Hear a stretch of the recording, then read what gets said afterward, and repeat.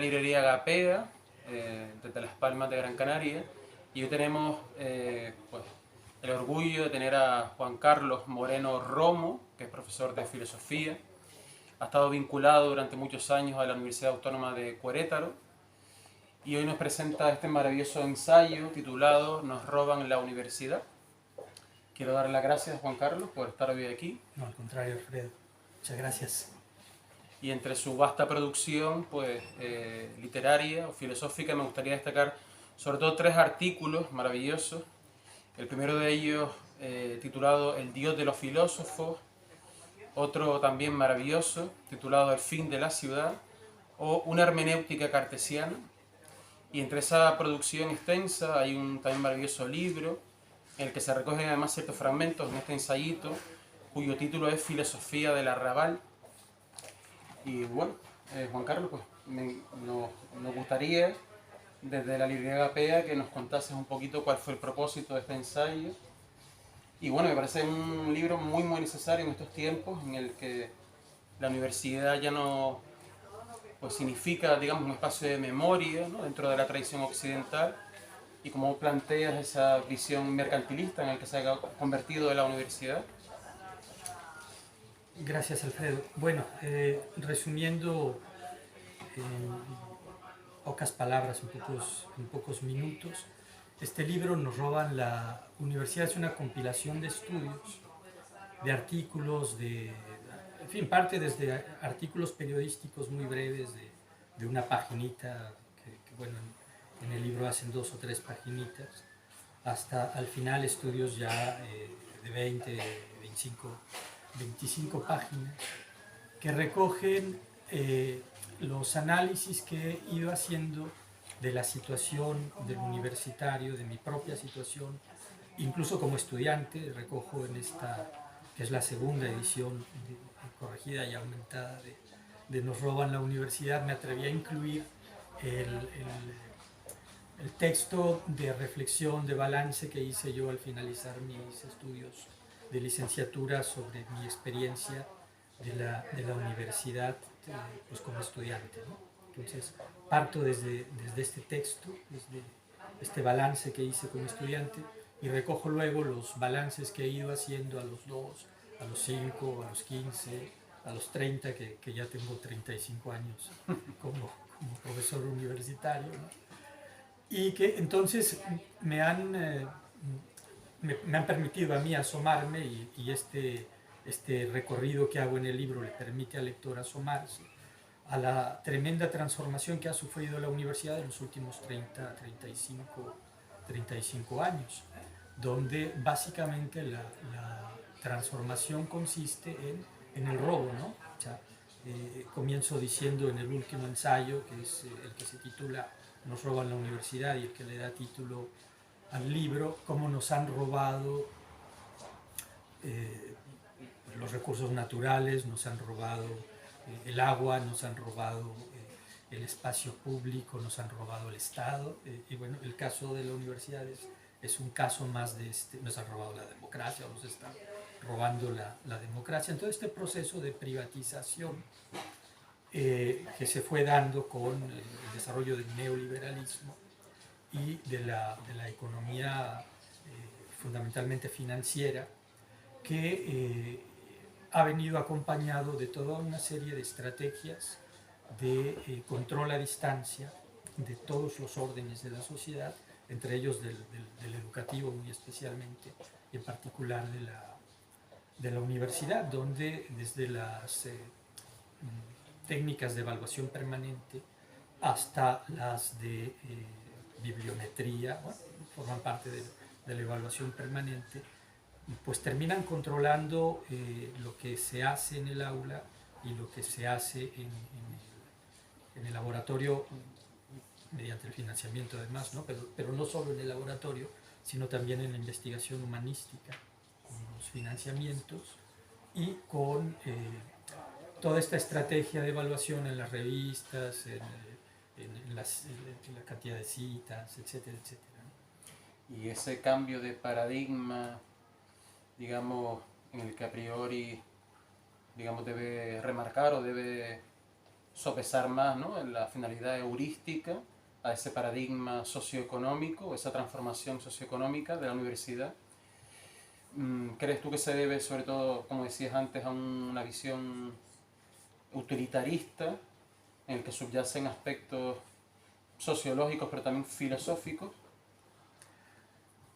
Sí, hay un proyecto viejo, o sea, los periodistas de investigación empezaron a denunciarlo desde finales del siglo pasado, ¿no? De cómo se daban estas reuniones de ricos magnates, ¿no? O sea, la mesa redonda europea, por ejemplo, ¿no? Donde decidieron desmantelar las universidades y en el proceso servirse de ellas como pretexto para el negocio. Es un caso, es la universidad viviendo esta cultura nihilista en la que estamos, donde el estudiante primero y luego el investigador se empieza a preguntar por el sentido de lo que hace cuando se da cuenta que entras a una dinámica en la que, por ejemplo, tienes que concursar para obtener un financiamiento, para irte al otro lado del mundo, para leer un texto a toda prisa de 15 minutos, que no interesa a nadie y que a veces nadie te pregunta nada, ¿no? Y que ya está, pasaron 15 minutos. Muchas veces, como estos foros son mayoritariamente en inglés, o sea, los que ceden al inglés, yo no lo he hecho, leen esos textos en una lengua que no dominan, ¿no? Entonces el absurdo es todavía mayor, ¿no? O en el caso de la publicación, estar publicando como locos en revistas que nunca tendremos en las manos porque se busca que publiquemos a nivel global, digamos, ¿no? En revistas distintas, en distintas partes del mundo, ¿no? Entonces también uno se pregunta, ¿y esto para qué? Y no entiendes, hasta que caes en la cuenta de que de la misma manera que el dinero no es nada, el artículo científico no es nada, estás en pleno nihilismo y se crea la cifra, se crea la cantidad, ¿no? Entonces nos están sometiendo de una manera muy astuta, haciéndonos trabajar para obtener un dinero que no vale, no tiene solidez, que de la noche a la mañana tus ahorros de toda la vida, de la noche a la mañana pueden desaparecer, ¿verdad? Porque descansan en la nada, en dinero fiduciario. Y de la misma manera tu carrera, ¿no? O sea, lo que haces en la vida pasa a tener un sentido meramente numérico que de la noche a la mañana, por ejemplo, los que no trabajamos en inglés, trabajamos con la espada de Damocles encima nuestro del momento en el que solo contará aquello que ha sido producido en inglés y aquello que ha sido comentado en inglés. Yo descubrí hace días en uno de estos sitios de la web OpScience, ¿no? donde ya tienen el registro de todos los investigadores, el mío también está allí. Descubrí que tienen registrado que se me ha citado una sola vez en mis 30 y tantos años. ¿Solo una vez? Solo una vez. Pero además descubrí que mis artículos registrados ahí, que no son muchos, están como 5 que están registrados de manera automática, todos tienen el título en inglés. Y entonces a alguien en algún momento se le ha ocurrido citar un artículo mío por su título en inglés. Pero como solo registran eso, pues entonces es que mi obra no existe, ¿no? Entonces es esa espada de Damocles, de solamente va a existir lo que exista, o sea, el programa se ve clarísimo, ¿no? Solamente va a existir lo que exista en la lengua inglesa y solo lo que se ocupe de los temas que interesan en este ámbito que poco a poco nos va atrapando, ¿no? Nos va encerrando. Entonces, bueno, hay que darse cuenta de eso y reaccionar, ¿no? Entonces, y lo primero es, yo soy yo en mi circunstancia y si no la salvo a ella no me salvo yo, ¿no? El primer esfuerzo es darse cuenta de yo que creía ser un estudiante, un profesor, un investigador universitario, que creía estar en una universidad, bueno, realmente dónde estoy, realmente qué estoy haciendo, para quién estoy trabajando realmente, ¿no? Por ejemplo, también hace cosa de 10 años empezaron a introducirnos el concepto de jefe inmediato.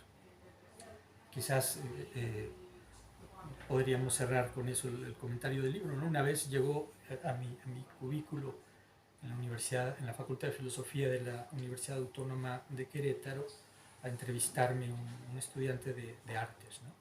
Y entonces traía un cuestionario que le habían dicho que tenía que hacerle a los entrevistados. Y lo primero que me preguntó fue qué relación tenía con mi jefe inmediato, ¿no? Precisamente el concepto este. Yo le dije, es que mi jefe inmediato es la gente, ¿no? Porque aunque los dueños del poder y la gloria que dice Serrat piensen lo contrario, pues yo creo que lo primero que tenemos que hacer es no aceptar sus concepciones, ¿no? y mantener las nuestras, mantener la idea de que la universidad es de todos, especialmente la pública, pero no solo la pública, ¿no? El conocimiento, la cultura es de todos, ¿verdad? ¿Y quién es el jefe inmediato de un autor, de un investigador, de un profesor? Igual que de cualquier profesionista, ¿no? El jefe inmediato es la gente, ¿no? O sea, negarse a esta privatización del mundo, porque es verdad que los empresarios son necesarios, es verdad que quien haga proyectos, quien financie, es verdad que eso es necesario. Lo que no es verdad es que debamos permitir que eso se trague el todo de la sociedad y de la realidad, ¿no? Claro, es curioso porque mientras estaba leyendo este ensayo, lo relacioné o establecí cierta analogía literaria en un librito que publicó el catedrático de Teoría de la Literatura, Maestre, pertenece creo que, si no me equivoco, a la universidad, a una universidad de Galicia, y publicó hace poquito un libro en el que planteaba también esta supuesta democracia en la que vivimos actualmente, ¿no?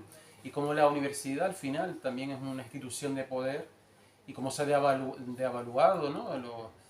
Ese espacio que debería ser un espacio de memoria, al final pues cristaliza en un funcionamiento casi hasta sadomasoquista, ¿no? En el que los alumnos pasan o tienen que transitar por unos espacios que no son de memoria, sino mercantilistas, y pues interiorizan unos conocimientos al final para vomitarlos, ¿no?